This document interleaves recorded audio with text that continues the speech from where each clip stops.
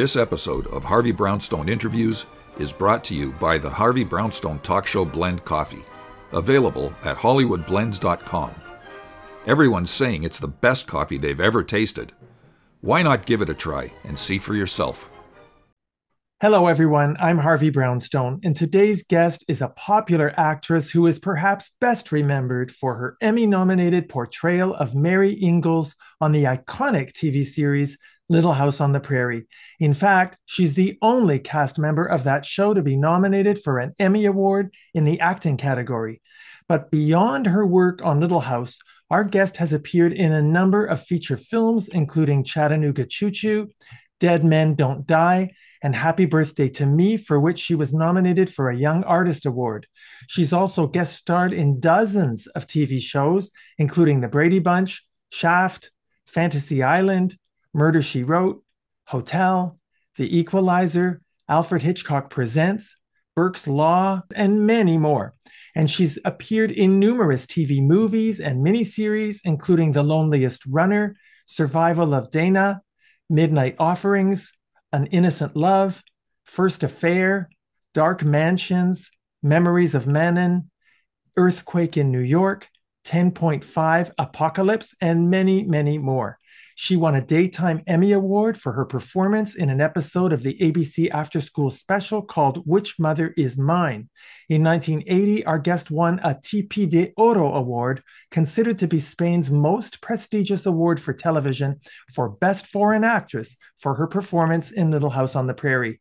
She was also nominated for a Photoplay Award in 1977 for Favorite Child Star, and together with her Little House castmates, she won a Western Heritage Award for Best Fictional Television Drama, and in 1998, she was inducted into the Western Performers Hall of Fame. In 2010, she wrote a highly compelling and insightful memoir entitled The Way I See It, A Look Back at My Life on Little House. And if all of that weren't enough, in 2008, she was nominated for a TV Land Award in the category of Favorite Character You Would Pay to Do Your Homework For You. I am delighted to welcome Melissa Sue Anderson, now simply known as Melissa Anderson, to our show. Melissa, thank you so much for being here. Thank you so much, Harvey. I'm pleased to be with you. Your show business career started when you were very young, doing commercials and eventually getting parts on TV shows. Do you ever feel sometimes, Melissa, that you missed out on having a normal childhood and a normal teenage life? Yes, it wasn't normal, that's for sure. But for me, I was a very shy child, and I kind of found myself when I found and kind of fell into acting. So I found it was something that I could work on and try very hard at and get some results that people seem to like. So I really loved it. And I think that I can't imagine, not having done that, actually. As a shy, introverted young girl, you found yourself by losing yourself and portraying other people. So was it difficult at any point for you to figure out who you are? I think so. I think it's taken decades, actually.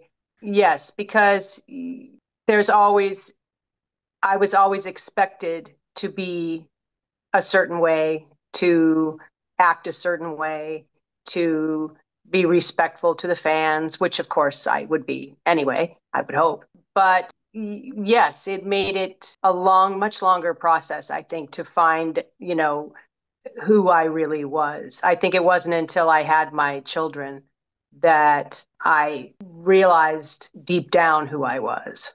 And did you like that person? Not always, but overall, yes. I hope so, because we all like you so much. So it's hard to imagine that you wouldn't like you. Oh, I'm kidding a little bit. I think I'm a perfectionistic kind of a person, and I'm very very hard on myself. So I remember everything I said, I'm always going over the day in my mind before I go to sleep. And so I think I would always, my faults would always be, glaring to me. Which is sad because nobody else probably noticed them. but we are often our own harshest critic. Believe me, I can relate to that. Now, before we talk about Little House, I have to mention, Melissa, that you played Millicent, the girl who gave Bobby his first kiss on the Brady Bunch. We all wanted to be Bobby, of course. Did you realize at the time that that would become such a classic episode of the show? I didn't. No, I didn't. And I was quite mortified that my first speaking role with any I guess I maybe had a few lines in some commercials, but my first big role on a show was having to kiss a boy. I was just I was so embarrassed because of my age. And then when I arrived on the set, the director saw my long blonde hair and he added that slow motion spinning, running together and clasping hands and spinning around that whole I think at the time it was supposed to be a takeoff on the Clairol. I believe it was a Clairol shampoo commercial, and so that was even worse. But Mike Lugenland, who played Bobby, was a doll, and we kind of kept in touch a bit. He then guest starred on our show a few years later. So that was very nice to be able to welcome him to our set as he had welcomed me to theirs. And I must say that for me, even though I was embarrassed to do the kissing, the Brady Bunch and the Partridge Family were my two favorite shows at that time. So being able to act on your favorite show that you watch every Friday night was just beyond. Oh, I can imagine. And I think Mike Lookenland played a guy on a train named Patrick when he came on Little House. And it was really cool to see the two of you together again. Yes, you're absolutely right. That's right. So let's talk about Little House. As I understand it, there were at least 50 girls who were being considered to play the role of Mary Ingalls, and you eventually got the part after a series of auditions. You were only 11 years old. Did Michael Landon ever tell you what he saw in you that made him choose you for the role?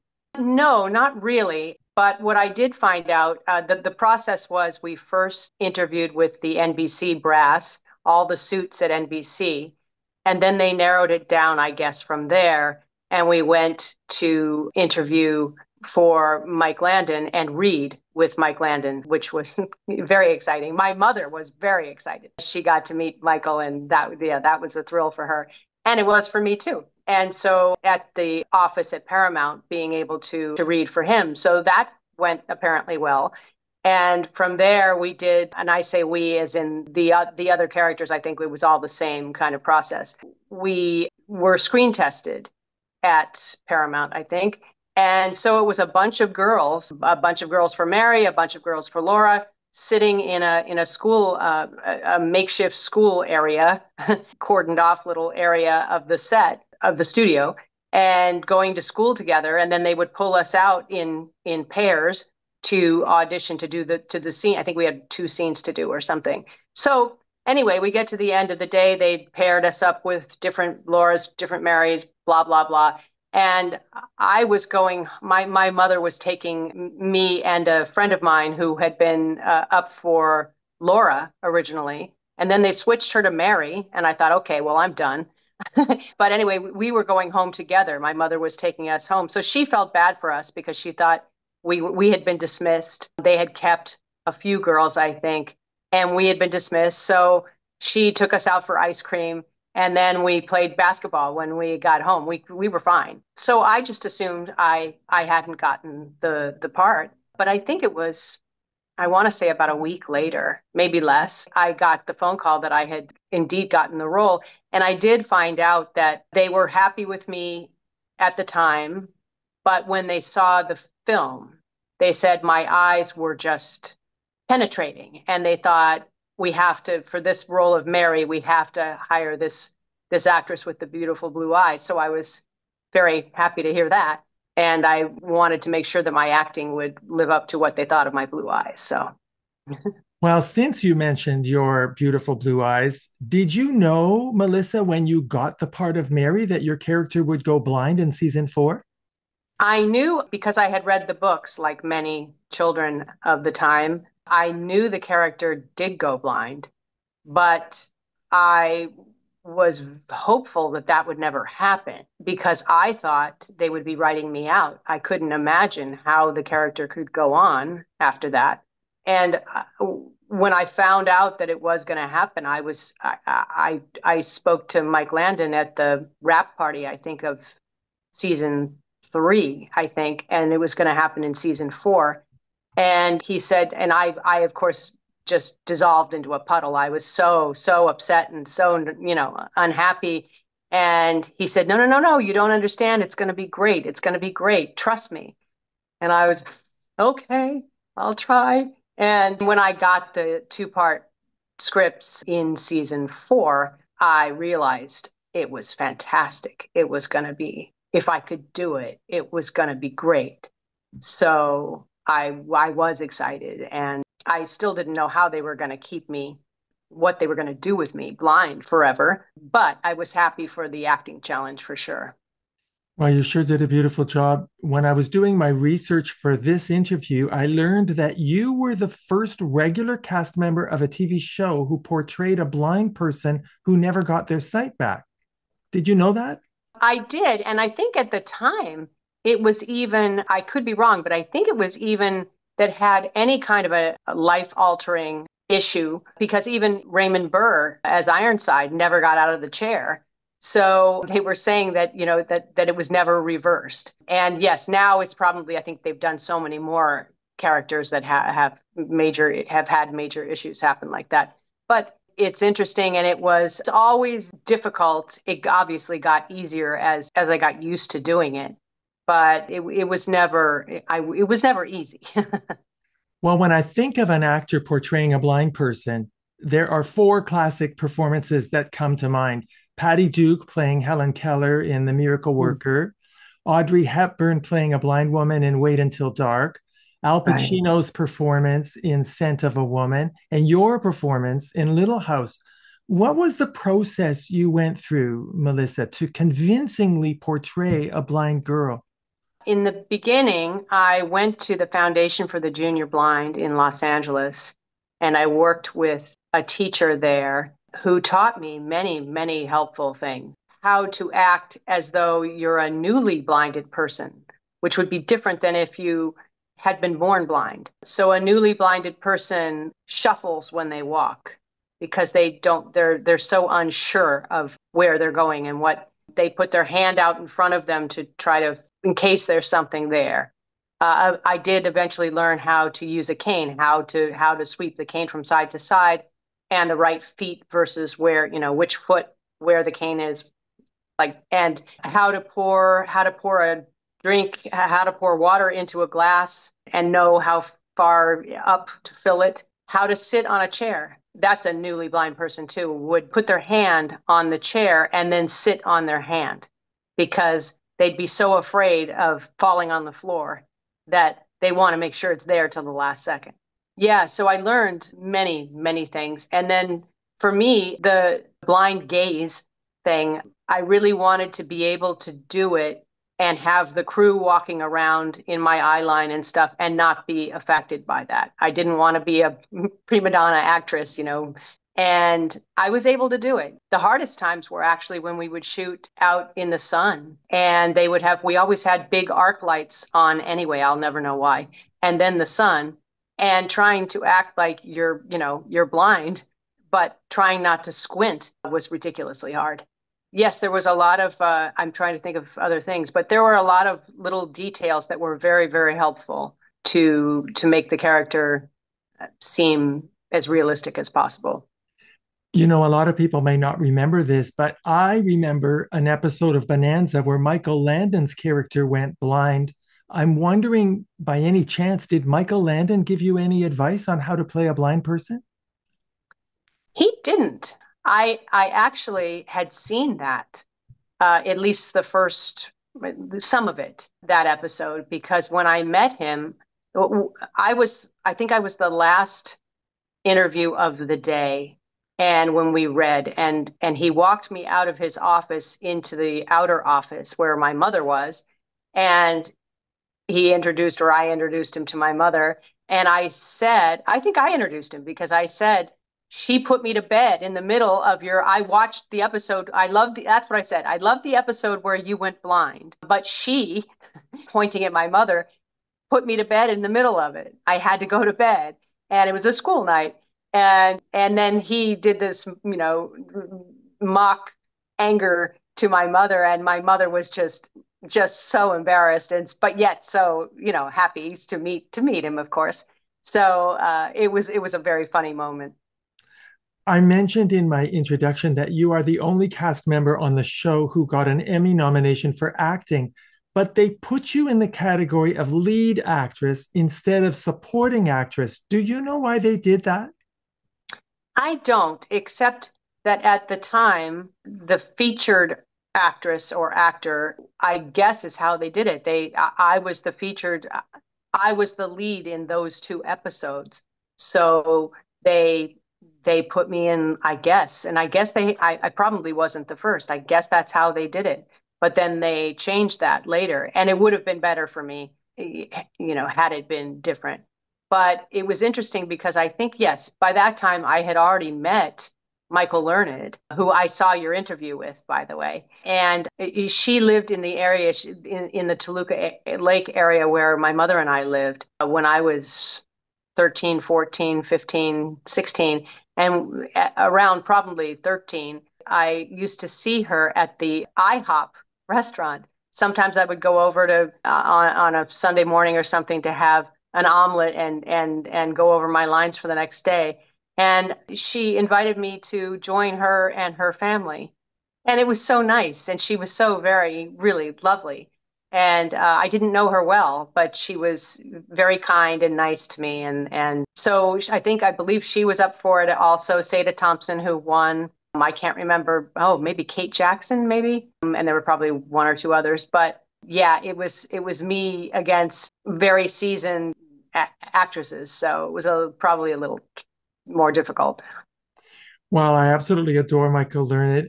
But I have to say, you were the youngest actress ever to be nominated for an Emmy in the lead actress category. That's quite an honor, Melissa. Congratulations. Oh, thank you. I didn't know that, actually. Thank you. How well do you think you handled being famous when you were a teenager? I think I was appreciative of the fans because I knew that the reason, I had this job that I loved and other jobs that I loved was because of the fact that they watched, and so I was good about that. But I was shy and I was serious. And a good example is I could go to the market, to the grocery store. And I remember walking in and walking right past, because it was right near the door, the the meat department, and the butcher saying, "Smile, it's not that bad." And it made me mad. It just made me really mad because I wasn't unhappy or angry. I was just not smiling. And I thought, what am I supposed to do? Walk around with a giant smile on my face? And I thought that would make me also much more recognizable if I did that. It seems to me you're looking for more attention doing that. So, and I didn't need that in those days. So, yeah, I ignored him, obviously. Yeah, I wish I had been more outgoing so I could have enjoyed it more and been more easygoing about everything. Well, by all accounts, and unlike many other former child stars, you grew up to have a stable, successful adult life. You avoided the pitfalls like substance abuse that have destroyed so many other young actors. How did you manage to remain so stable and centered and mature? Is it because you were so serious and intense and shy? I think that's a lot of it. I never wanted to be in trouble. That's where people ask me a lot, were you just like your character? Were you just like Mary? And somewhat, I did get good grades. I tried really hard to get good grades. It didn't come easy to me because I was so nervous that I wouldn't. I got in my own way, I think. I think I was just too afraid to get in trouble. I would never want any headlines splashed around about my bad behavior or something. So I just that would have killed me. So I think I knew better somehow not to go down that path. I think that means that even as a kid, you had remarkable maturity because what you're telling me is that you understood that there were consequences to bad behavior or embarrassing behavior that a lot of young people, especially successful young people, don't seem to have. So I know you're tough on yourself, but honestly, I think you deserve a lot of credit for having that kind of vision to know that I can't get in trouble. I'm a public figure and it's going to affect my reputation. Yes, yes. I think that's right. I think I scored a point with that one. Well, can I tell you some of my favorite episodes of Little House? Yes.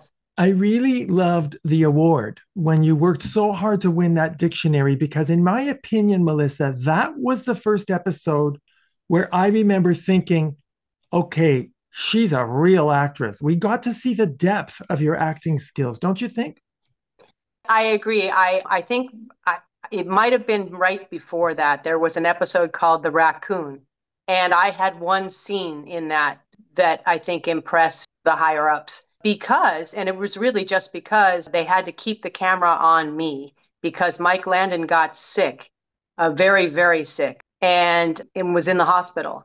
And so they never got his close up because in those days they had to get the children finished and out on time, and so they did me first, and then they never turned around and were able to do Mike because he wasn't feeling well. And so they were impressed with the fact that they were able to leave the camera on me and it was okay. And so I think the award came soon after that, and I was thrilled. I was thrilled. And I worked as hard as I could work because I wanted to do in all this time I had this secondary role, and they weren't going to write me material if they didn't know I could perform, and I couldn't perform if I didn't have the material. So finally I did. And I love that episode too. Thank you. I also loved the episode called Four Eyes when you got your first pair of glasses. And of course, the very emotional two-part episode, I'll Be Waving as You Drive Away, when your character goes blind. Do you have any favorite episodes? I loved those. Four Eyes, I think was I can't remember if it was Mike's based around Mike's daughter who got glasses or the writer's daughter. It could have been both. But they both had a lot of personal background to bring to that. And I really liked it. And I also liked it because it was directed by Bill Claxton, who was of our directors, my favorite director. And I'll Be Waving as You Drive Away was written by a couple, Carol and Michael Rochella, and I thought beautifully written, exceptionally well done, and again directed by Bill. So he was a great director, and he was one of the only people that could tell Mike what he needed to know. Really, be honest and say, I'd like you to do it again. I'd like you to again. And he pushed him. And I think Michael didn't, he had a formula for his acting that worked, obviously. And so he didn't push himself. So Bill could get away with it and did. And I think all for the better. I thought it turned out, the two episodes turned out great. And we'd never had ratings like that. We were number two the first week and number one the second week. And that was unheard of for us. So people seem to really like it. And yeah, I agree. I really like those episodes. Well, no one will ever forget the two-part episode. I'll Be Yeah. Waving as You Drive Away. No one will ever forget those two episodes. You also had some amazing guest stars on the show, including Louis Gossett Jr., Red Buttons, Patricia Neal, Todd Bridges, and of course Johnny Cash and his wife June, who appeared in a wonderful episode called The Collection. And your Mhm. character Mary was central in that episode. Did you enjoy working with Johnny Cash? Oh, I loved it. I loved it. He was lovely, very, very nice to everyone, the whole crew, everyone, and June Carter also. And they had their little boy at the time. John Carter was there with his red hair, and he had beautiful red hair. And it was a great experience. And he gave us all autographed copies of his book, Man in Black. And yes, I think everyone was thrilled to have them. And I also thought that they both did a very good job. It was a great experience, very fun for me. You left Little House after season 7, although you did appear as a guest star in 3 episodes of season 8. I'm wondering, Melissa, whether your departure from the show after season 7 was in any way connected to the fact that your character was blind.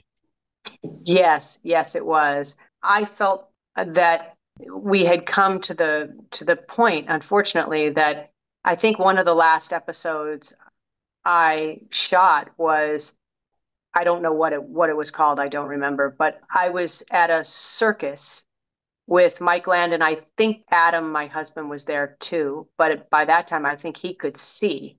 He'd gotten his sight back. But at any rate, I was there and Mike was explaining what was happening. And I thought, I shouldn't be there. This is just to remind the audience that I'm still alive. Where's Mary? We haven't seen Mary in a while. Oh, look, there she is. And I thought, yeah, I just can't do this. And then there had been so many tragedies. There were fires and babies dying and just terrible things. And that's really when they're reaching. They don't have any ideas. They've run out of ideas. So I thought it was best to go. And I was fortunate because I always, during those teenage years, even from 13, I could play a little older. I always did. I played 15 and then I played 17 and so I was able to find other roles and in contemporary. That was the biggest. It had to be contemporary, whatever it was I chose. And I was lucky. I didn't go through an awkward phase that many child actors do, luckily. So I was thankful for that, and I wanted to continue to work as much as I could. So I thought it all worked out fine. It did. Now, I know you were just a kid on the show, so I would imagine that you would not have been consulted about any of the storylines for your character. But were there times when you were not happy with the script? Yes, yes, but I knew better. Mike ran a very tight ship, and he was a very obviously very creative, open, wonderful guy, but he also could be very difficult. And I think your interview with Karen and your interview with Dean kind of alluded to some of that. There are battles that are best not fought. Just better to just leave it alone. I think I just thought it's not it's reaching its natural end, and I should just go with that. So, can you see once again that your maturity, even as a kid, was quite remarkable because you knew then that there are battles that you just don't fight. They're not worth it. You have to pick your spots. That is a sign of tremendous maturity. I tell you this as a retired judge because, of course, in family court, you deal with parents who are in conflict and who often make a mountain out of a molehill because of their emotional immaturity. So I'm just so impressed with your decision making powers. Now, you mentioned Karen Grassley and Dean Butler, who I had the privilege of interviewing. Did you read their books? I read Karen's. She asked us to read it for her. She wanted our opinions before she found a publisher, I think. And so I read it. It was very interesting watching your interview with her because it was so shocking. I was like, how are people what are they going to think of this? Not that good. I mean, yes, you want to elicit passion and something, but yes, she surprised me. I didn't, I didn't know. I was enough younger than her, even when I was older, that, yeah, of course I wouldn't know many of those details. And I was shocked. I thought she did a wonderful job with it. She takes everything she does very seriously. And her interview with you, I thought was very sweet, the way she was so conscientious about learning how to become a writer. I thought, boy, I didn't do that. And it's obvious. But I didn't want to be a writer. But there's nothing Karen would do halfway, ever. So I really respect her for that. And she was brave. I think I said that to her. She was very brave. Well, I have to say that Karen was one of the first celebrities who ever appeared on our show who I became friends with. And I'm so happy to hear you say that she showed bravery in writing what she wrote and in having the courage to come on our show and talk about it. And Mhm. she did face quite a bit of backlash, and so did I. What about Dean Butler? You didn't get a chance to read his book yet? No, I haven't. But I loved your interview, and and I always chuckled as he would say things like, "I was brought up to be polite," and it made me laugh because he is one of the nicest people you could ever meet, and he would be mortified if he were to, to be seen as impolite or making someone feel uncomfortable or just always trying to say the right thing and do the right thing. And he's a very, very nice person. And I'm glad it was fun. I knew a little bit that he'd done things with the Golf Channel. I only see my screen pals occasionally, so I really do catch up at those times. And but there were so many details that you brought out that I didn't know and hadn't heard. So that was great. And yes, he told that story about what Mike Landon said to him the first time he asked for, what did you think? And Michael, when I say he was difficult, he would do that, and he did do that to everyone. And he did it to Dean more than once. And I know he did it to me too. I just there were certain things, certain times I don't really remember. Oh, I remember one in particular, but the other ones I really don't remember. But I can say that I saw dailies where they would show the work from the day before. They invited me to dailies a couple of times, and the talk about the other actors. I was like, oh, get me out of here. I don't want to. This is totally unprofessional. I don't want to hear this. And I knew, so then I knew they would do it about me too if I wasn't there. I only remember the time that Mike Landon said, you're not going to win the Emmy. And I said, oh, I know. Yes, I do. I know. And he said, no, you know why you're not going to win? And I said, well, I no. I didn't know what he was referring to. And he said, because he went through this whole thing about every other year a New York actress wins. And so he said, so it should be Sada Thompson. And he was right. So I don't know, maybe he was onto something. But I took it the way he said, you're not going to win, was very sour grapes-ish, the way he said it. So I had no idea what was coming after that. And the only thing I could think was he was a good actor, but he could have been an even better actor if he cared to work harder. But he did so many things, and he did them all well. He didn't have to. So that was the only thing I thought. Well, maybe he feels that it should be him and not me. I don't know. But I thought telling me about the East Coast versus the West Coast of and the idea about the union, I guess. Anyway, it was very interesting. But he was insecure, and I think maybe certainly people who didn't know him would have never guessed that. But he was very insecure, and the lashing out at people, and like Dean, saying things that are really uncalled for, should never, that kind of stuff should never happen. If you that shouldn't happen.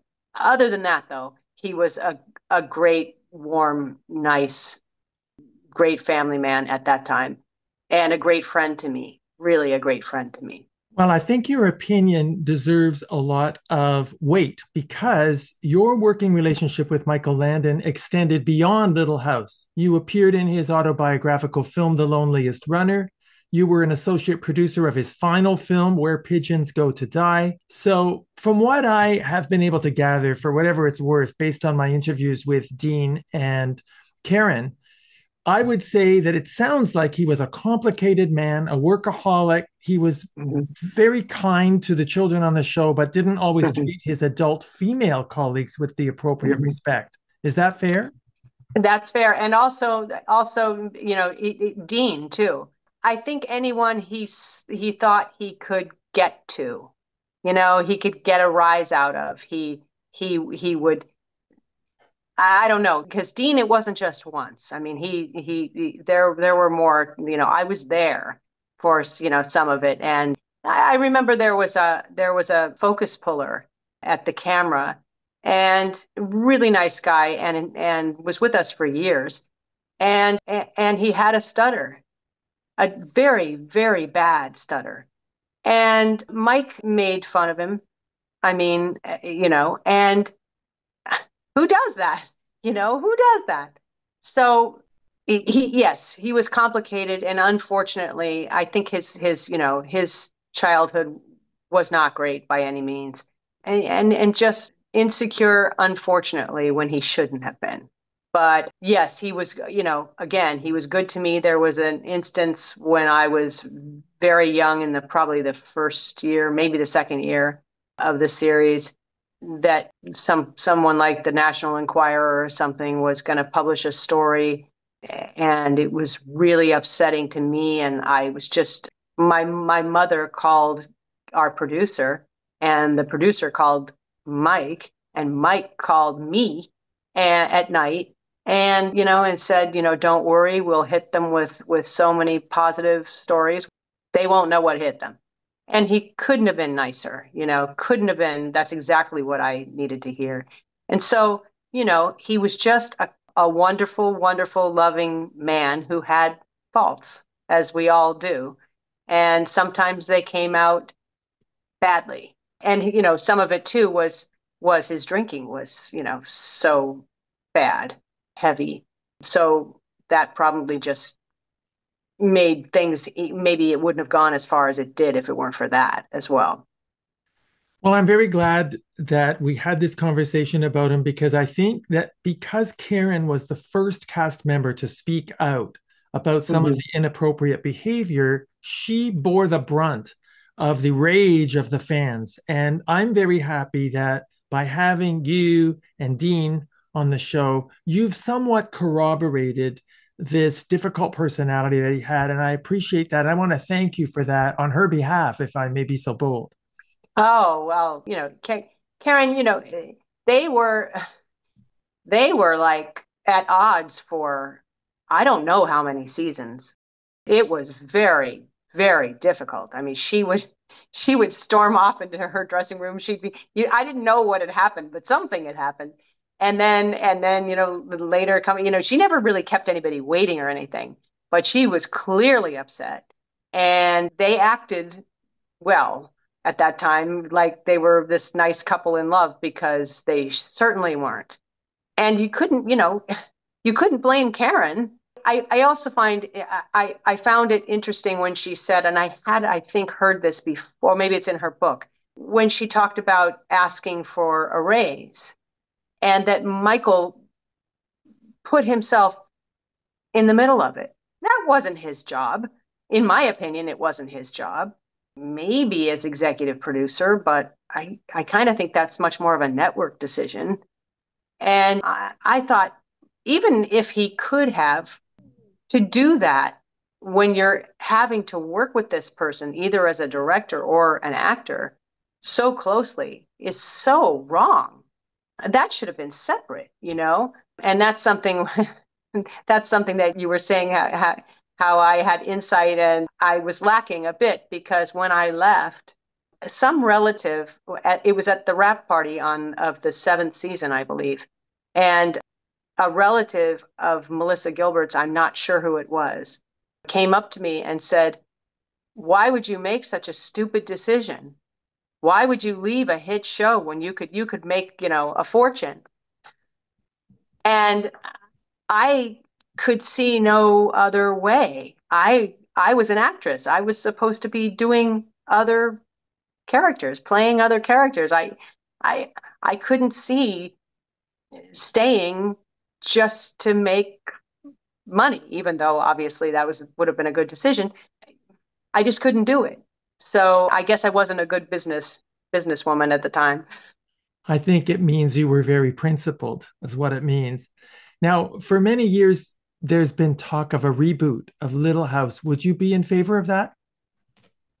This came up at in Monaco when we had a bit of a 50th reunion, which was lovely. And I said, I don't think so. I don't, they've tried before to do some one or two times, I think, at least once, I know, and it didn't work. And I think the reason it didn't work is because it doesn't have Michael. I think the secret to our success was really him because he was at the time this huge star that had such magnetic charm and warmth and was so respected as a family guy and I mean, the series was his vision, really. He took it and ran with it. It didn't follow the books because we would have had no, it would have ended after 6 episodes, but it was his. And I don't think that anyone else could do that. And the other thing is that it's based in the past. So there's really no reason. I mean, it was in the past 50 years ago. Can't believe I'm saying that. But it was this pioneer tale all those years ago. It always will be. So I don't see why you would mess with it, really. And I think it would be him. I think that's the thing. I think without him, I don't think it would work. Well, you talked about what happened in your career after you left, that you were able to keep going. You never really got typecast. But I have to say, in 1981, I remember being quite surprised. You starred in two horror thriller movies that have become cult classics, Happy Birthday to Me and Midnight Offerings. I just have to ask you, Melissa, were you trying to get away from your Little House image by doing those movies? I always was. Yeah, all as often as I could because I didn't want to be typecast and known for only one thing. And Midnight Offerings, it was written by a very good writer. And, I played a witch, a modern day witch, but it was very well written and fun. And then Happy Birthday, yes, is this.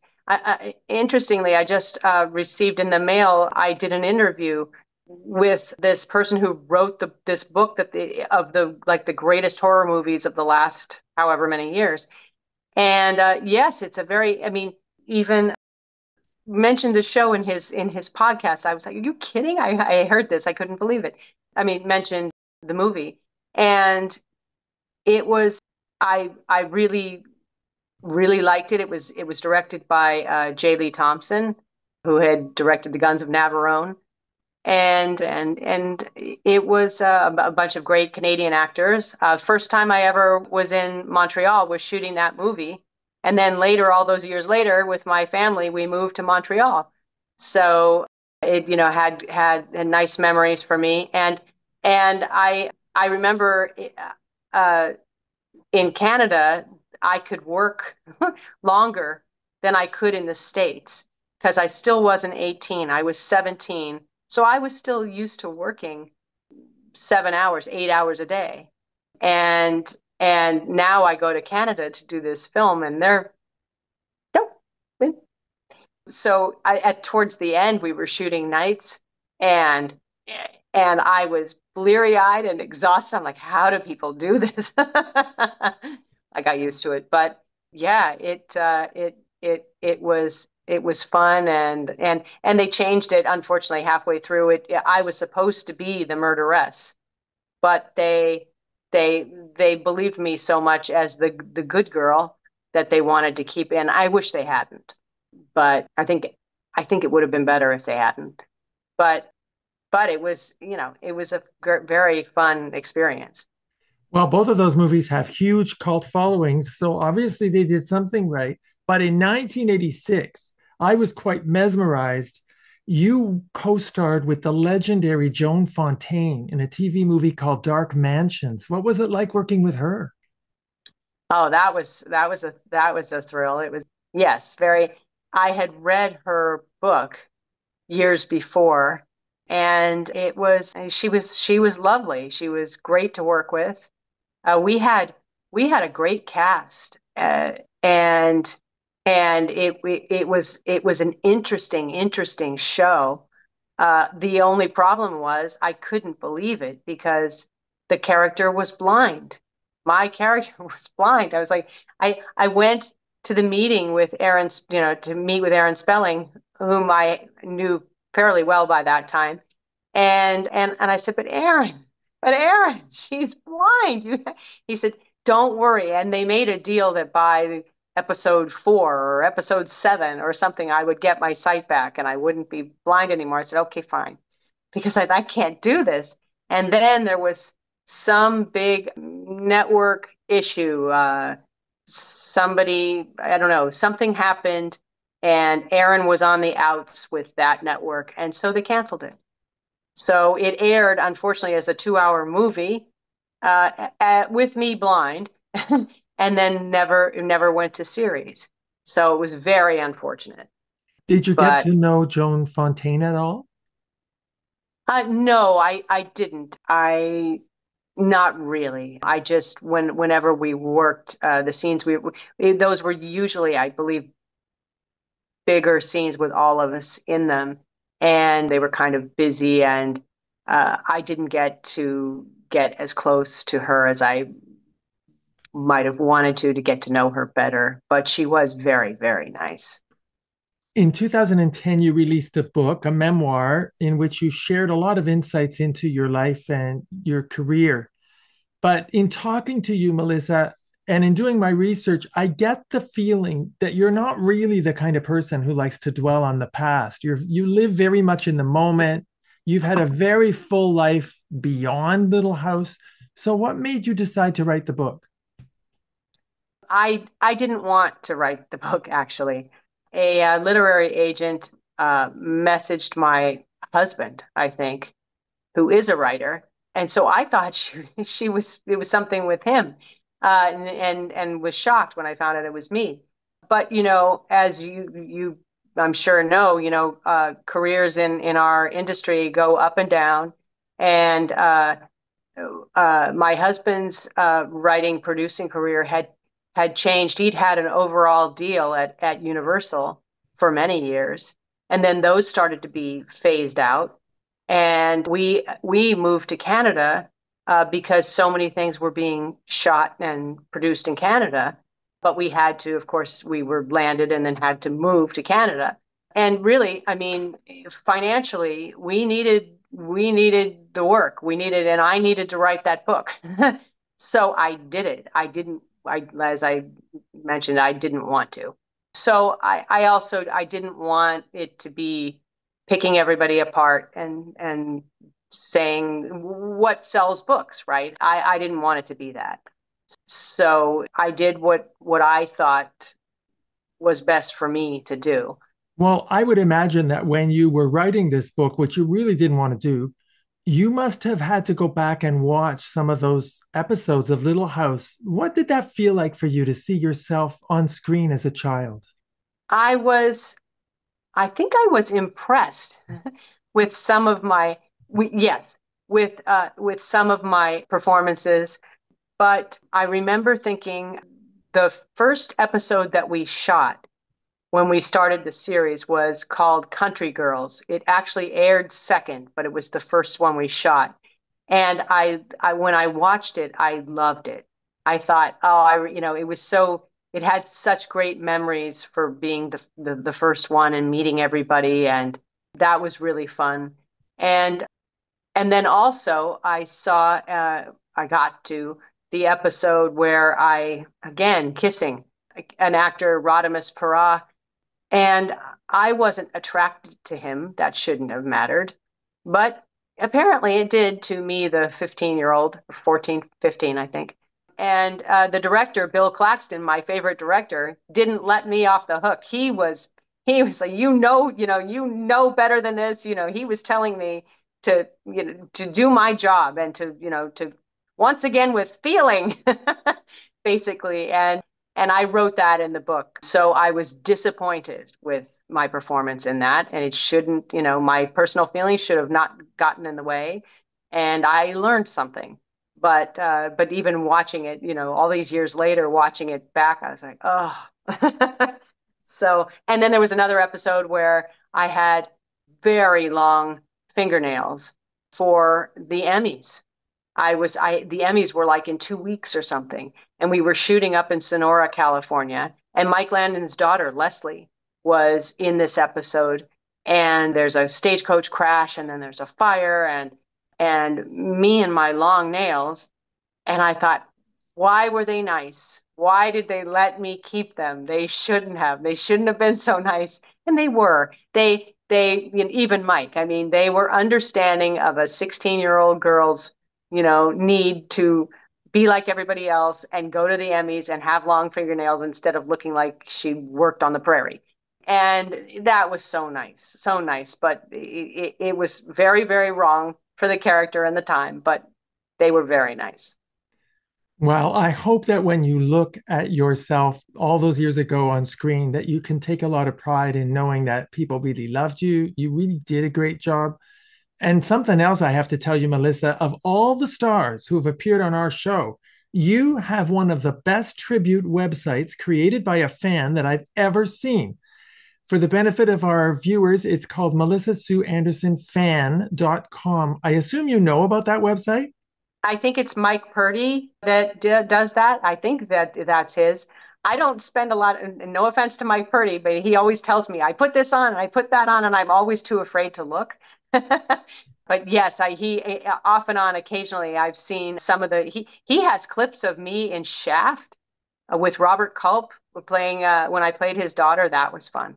He has the Brady Bunch. He has, and he's a really nice person, Mike Purdy. If this is, I believe that I was so surprised that he had when I didn't know him yet, and I stumbled on this somehow, the Melissa Sue Anderson fan website, and he had, how does he have my name and everything, but he's so nice, and he's a great fan, and he really loves the show, and good for him. I mean, and I'm glad you really like it. I'll have to tell him. Well, he'll see it, no doubt. He will see this. Trust me, he will not miss anything that you're in. Do you enjoy interacting with your fans? I do. Yes. I mean, it doesn't happen as much here in New York as it did in Canada. And I think it happened in Canada because no one expected me to be there. I used to get, what did you move from California to Montreal for? Why? So, and maybe also in New York, people play it cool because they see people all the time. But now it's also been so long that I'm sure people, I'm sure no one cares at all. But the one nice thing about not being recognized is being able to people watch. I can actually enjoy watching people and how everybody interacts and what's going on without looking like I'm wanting attention. So that's very nice. Now, you're still quite young, Melissa, but I've heard you say in interviews that you're pretty much retired. Why? Oh, I pretty much retired when I had my kids. I worked occasionally for friends of ours. If someone needed me to do a part in a movie of the week or a TV show or something, or a play, John Wood, the director of To Grandmother's House We Go in Toronto. I did that when my daughter had just turned a year old. But my husband was still traveling back and forth to California, and I didn't want the kids raised by a nanny. Nothing against that, but I really wanted them to have as normal upbringing as possible. So I didn't miss it. I really didn't, and I don't. So I really enjoyed being my children's mother. That was great. That is great. Being proud of them for their accomplishments or is great. And it was nice. It was funny, actually. They went to the Lycée Français, and the French, of course, love Little House, love Little House.